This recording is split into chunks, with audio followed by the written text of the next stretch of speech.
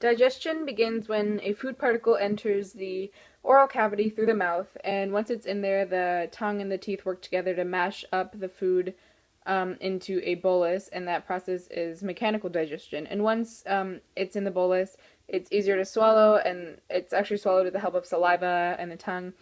And the saliva actually itself contains salivary amylase, which breaks down polysaccharides. So when we swallow, the food travels down the esophagus to the stomach through the process of peristalsis, which is actually the involuntary contraction of the muscles in the esophagus. And once it's actually in the stomach, it gets mixed with the gastric juice components like hydrochloric acid, whose secretion is actually stimulated by gastrin. And so that begins to break the food down, and also pepsin breaks proteins down, and it's released into the stomach as inactive pepsinogen to keep the stomach from basically digesting itself and from forming stomach ulcers.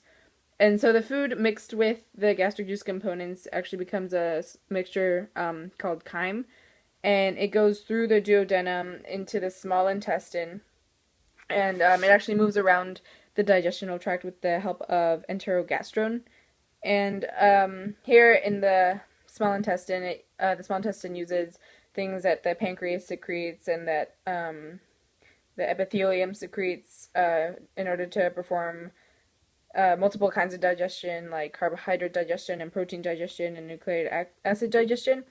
And once it actually goes through and all those nutrients are broken up and absorbed in the folds of the small intestine, it travels through the large intestine, and it hardens and loses water, and eventually it becomes fecal matter that is stored in the rectum until it is eventually released through the anus.